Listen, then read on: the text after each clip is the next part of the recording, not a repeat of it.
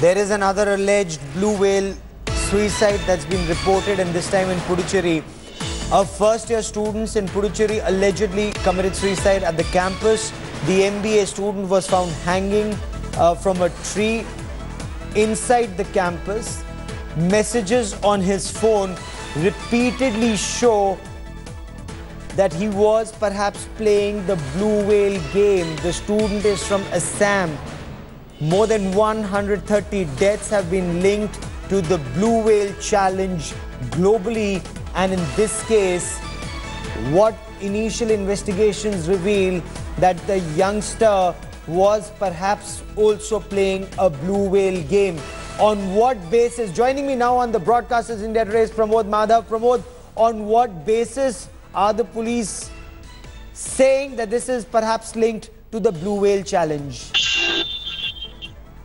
Well, Gaurav, I have to tell you that this is the second shocking death of a student allegedly for playing blue whale. The first one was in Madurai. That was reported yesterday. A person called Vignesh, and this person is supposedly a first-year student from Assam, and he was doing his MBA at Pondicherry University. Apparently, the students found him yesterday hanging late night in Pondicherry, the students' university campus, and the police have investigated his phone. That seems to be the one that is linking this death particularly with the blue whale. They have found that this person's WhatsApp had this status as blue whale, and not just that, the cops are also giving us information stating that he has also invited a couple of his friends to play the blue whale game. Apparently, this particular person was in a kind of like off mode for almost 4 days. He did not speak to his friend properly, it seems, and this yesterday, unfortunately, he was found dead, Gaurav. Okay, now what is the communication like on his mobile phone? Who was he in touch with? Have the police now gone after that person, whoever this youngster was in touch with?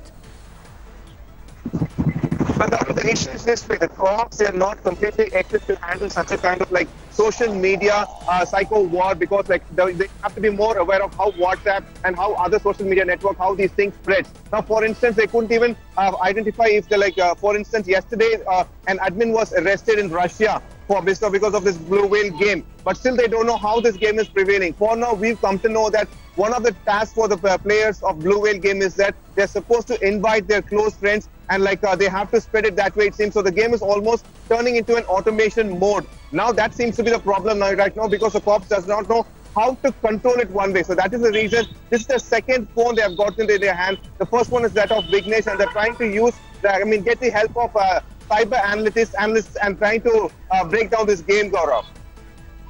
Okay, but also explain this to me.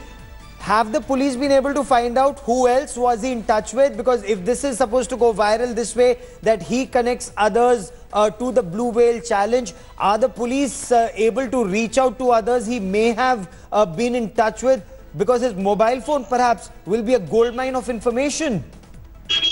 Exactly, Gaurav. That is why they have confiscated the phone. They are trying to get the data out of it. They are trying to speak to people. The issue is that they don't want to scare off any other blue whale game player, and they don't want any more life lost. That is the reason they are trying to keep it as discreet as possible. What they are trying to do is that they have already issued a warning statement to the parents of Tamil Nadu. They have given a certain number. They said, like, if the parents find out like anything about their children playing blue whale or something like that, they contact them immediately. They said that they have counselors on standby on any such situation. They will immediately go to the house, talk to the student or the children, and try to give them counseling then and there. And from there, they try to find out if any more students are also playing. That's where they are trying to eradicate blue whale in Tamil Nadu for now, Gaurav. Okay, keep tracking that story. I will come back to you for more. There's more breaking news that's coming in.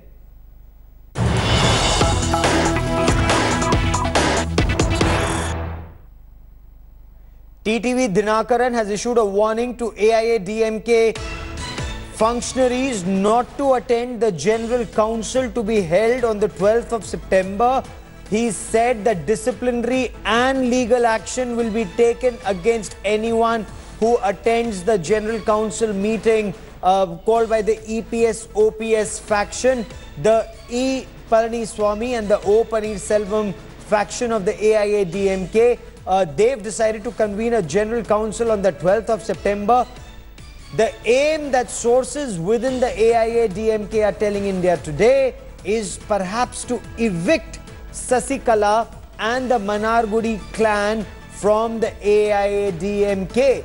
The TTV Dinakaran faction had earlier claimed that only the General Secretary of the party is authorized to call a General Council meeting. And I once again want to cut across to Pramod Madhav for this story. Pramod, this factional fight within the TTV Dinakaran and the OPS EPS factions. Now, who is the majority with? Who has the numbers at this point of time?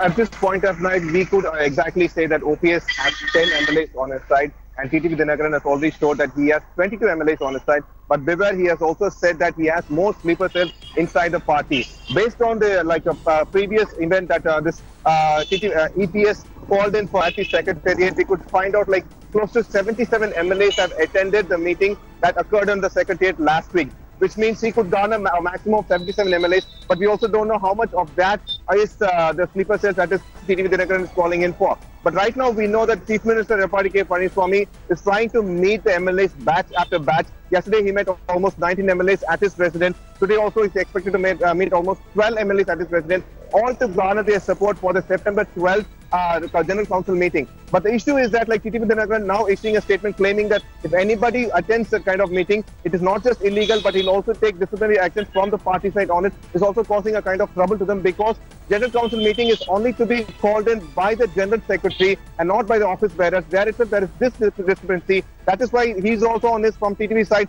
He's trying to exert pressure on the party by office bearers, Gaurav. Okay, keep tracking that story. I will come back to you for more. There's more breaking news that's coming in from Tamil Nadu.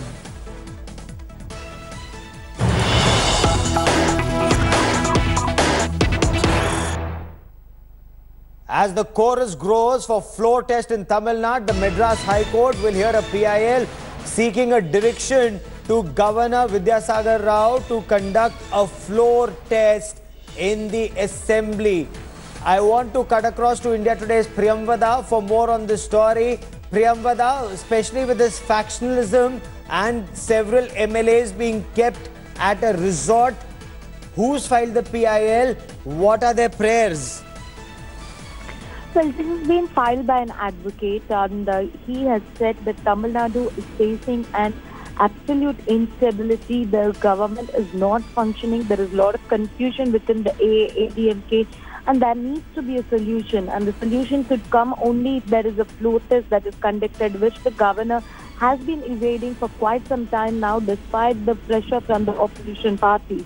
So the PIL will be taken up today, later in the day, probably in the afternoon, and we will know whether the court is going to pass any orders to the Speaker of the Assembly to conduct the floor test, and also to the Governor seeking his reply on this issue, because basically the PIL is asking for the Assembly for floor test to be conducted in Tamil Nadu Assembly. Okay.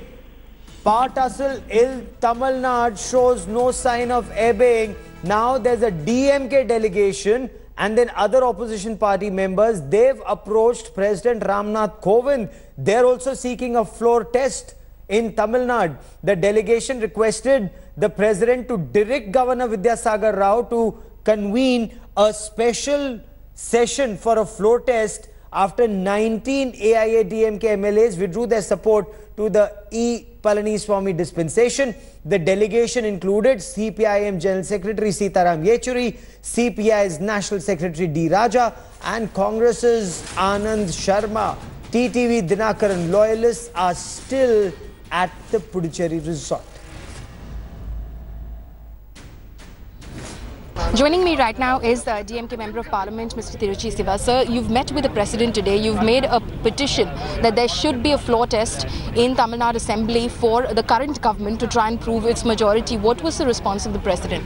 It was quite positive, because the President listened to whatever we said, and he went through the memorandum which was submitted by the members of Parliament as well as the working President of DMK and the leader of opposition.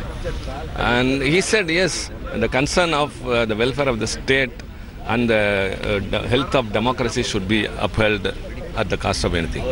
So he said that he needs some time and he will look into the matter. So it was very positive, and we are very optimistic that the President would direct the Governor to order for the convening of the Assembly, directing the Chief Minister to prove his majority on the floor. It is a problem. It is a problem within the ruling party. It is. I am saying it is a problem within the ruling party. The ruling party MLAs individually have given the letter withdrawing the support to the incumbent Chief Minister. On this basis, the Governor should have acted by this time to direct the Chief Minister, incumbent Chief Minister, to seek the confidence vote on the floor of the House. Governor should have acted in according to the Constitution and in according to the established parliamentary democratic practices.